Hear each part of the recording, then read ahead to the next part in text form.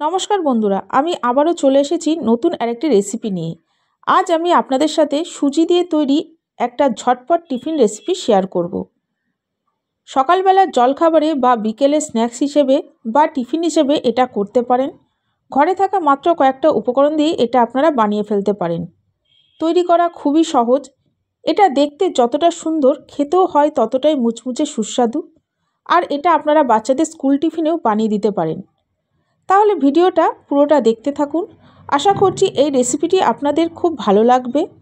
আর বন্ধুরা, ভিডিওটি দেখার আগে একটা লাইক অবশ্যই দিয়ে দেবেন।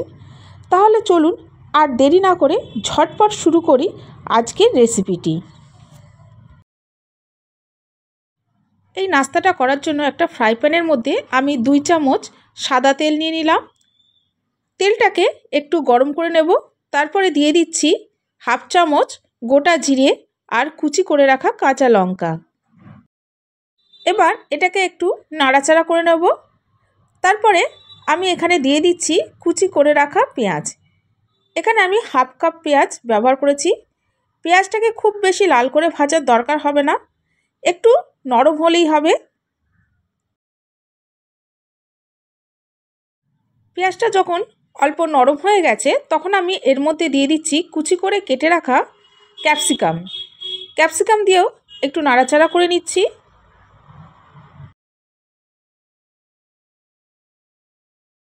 ক্যাপসিকাম দিয়ে অল্প নাড়াচাড়া করার পরে দিয়ে দিচ্ছি হাফ কাপ কুচি করে কেটে রাখা গাজরটাকেও আমি অল্প সামান্য নাড়াচাড়া করে নিচ্ছি। কিছুক্ষণ পর আমি এর মধ্যে দিয়ে দিলাম টুকরো করে কেটে রাখা টমেটো। এবার এগুলোকে অল্প আমি ভেজে নেব, খুব বেশি ভাজার দরকার নেই। বন্ধুরা, এখানে আপনারা যদি চান তাহলে কিছু সবজি অ্যাড করতে পারেন, আবার এর মধ্যে কিছু সবজি বাদও দিতে পারেন। একটু নাড়াচাড়া করার পর এর মধ্যে দিয়ে দিলাম স্বাদ মতো লবণ, হলুদ গুঁড়ো, ঝাল লঙ্কার গুঁড়ো, হাফ চামচ জিরে গুঁড়ো, হাফ চামচ ধনে গুঁড়ো। এবার এই মশলাগুলোকে সবজির সাথে মিশিয়ে নিচ্ছি। এই মশলাগুলো যাতে পুড়ে না যায় তার জন্য আমি সামান্য একটু জল ব্যবহার করব। আর বন্ধুরা, এই সময় বলে রাখি, আজকে আমার ভিডিওটি দেখতে যদি কোনো নতুন বন্ধু এসে থাকেন তাহলে অবশ্যই আমার চ্যানেলটিকে সাবস্ক্রাইব করে দেবেন। পাশে থাকা বেল বাটনের অল অপশন প্রেস করে দেবেন, যাতে আমার ভিডিওটি আপলোড হওয়া মাত্রই সবার প্রথমে আপনাদের সামনে পৌঁছে যায়। বন্ধুরা, সবজিগুলো আমার কষানো হয়ে গেছে। দেখুন, আমি খুব বেশি ভাজিনি, একটু ক্রাঞ্চি ভাব বজায় রেখেছি। এবার এই সবজিগুলোকে আমি এক সাইডে করে দিলাম, অন্য সাইডটা ফাঁকা করে দিলাম। তার মধ্যে দিয়ে দিলাম সামান্য সাদা তেল। এবার তেলের মধ্যে দিয়ে দিলাম একটা ডিম। এবার ডিমটার আমি একটা ভুজিয়া তৈরি করে নেব।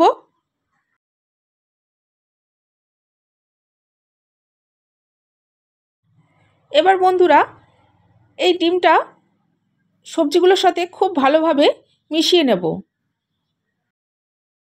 বন্ধুরা, আমি আপনাদের জানাই আমার বুক ভরা ভালোবাসা, আন্তরিক শুভেচ্ছা, অভিনন্দন ও শ্রদ্ধা। আপনাদের ভালোবাসা ছাড়া আমি সামনের দিকে এগিয়ে যেতে পারবো না। দয়া করে আমাকে সামনের দিকে এগিয়ে যেতে সাহায্য করুন। বন্ধুরা, আমার এটা হয়ে গেছে। এবার আমি দিয়ে দিলাম সামান্য গুঁড়ো গরম মশলা। এবার গুঁড়ো গরম মশলাটা এর সাথে ভালো করে মিশিয়ে নিয়ে এই পুরটাকে আমি নামিয়ে ঠান্ডা করে নেব। এবার বন্ধুরা, পাত্রটাকে আমি ভালো করে পরিষ্কার করে নিয়েছি। এর মধ্যে দিয়ে দিচ্ছি 2 কাপ পরিমাণ জল। জলের মধ্যে দিয়ে দিচ্ছি হাফ চামচ পরিমাণ লবণ, আর দিয়ে দিচ্ছি ছোট চামচের 1 চামচ ঘি। বন্ধুরা, এখানে কিন্তু ঘিটা ব্যবহার করতেই হবে। এবারে এই জলটা একটু গরম হয়ে গেলে এর মধ্যে দিয়ে দিচ্ছি 200 গ্রাম সুজি। আর বন্ধুরা, সুজি দেওয়ার সময় কিন্তু অনবরত এইভাবে নাড়িয়ে যেতে হবে, নাহলে সুজিগুলো ডেলা পাকিয়ে যাবে কিংবা তলায় লেগে যাবে।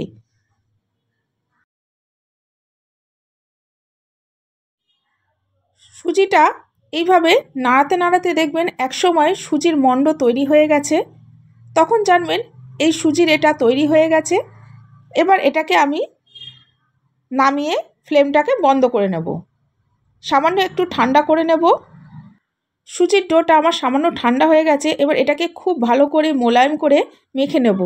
এখনও বন্ধুরা সুজির এই ডোটা কিন্তু গরম আছে, হাতে ধরতে যথেষ্ট কষ্ট হচ্ছে, কিন্তু এই কাজটা গরম গরমই করতে হবে।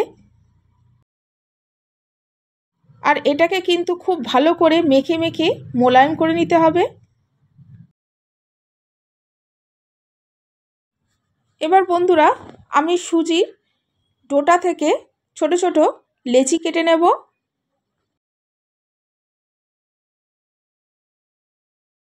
প্রথমে আমি সুজির পুরো ডোটা থেকে দুটো ভাগ করে নিয়েছি। এবার দুটো ভাগের মধ্যে থেকে একটা ভাগ নিয়ে ছোট ছোট লেচি কেটে নিচ্ছি। দেখুন আমি কিভাবে করছি। একটা লেচিকে প্রথমে বলের মতো করে নিচ্ছি, তারপরে সেটাকে একটা বাটির শেপ দিয়ে নেব। বন্ধুরা এই ভিডিওটি আপনাদের কেমন লাগলো সেটা অবশ্যই কমেন্টস বক্সে কমেন্টস করে জানাবেন।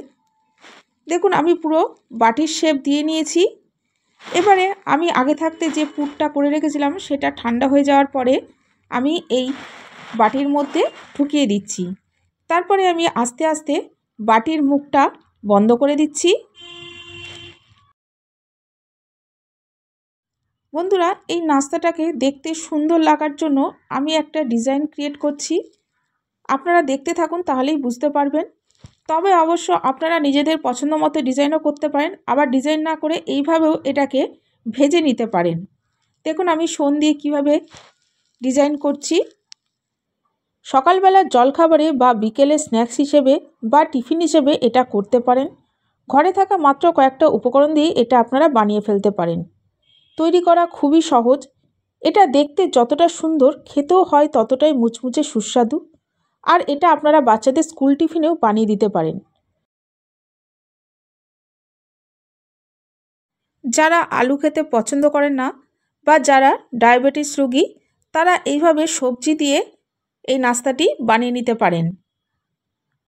দেখুন বন্ধুরা ডিজাইনটি আমার কমপ্লিট হয়ে গেছে।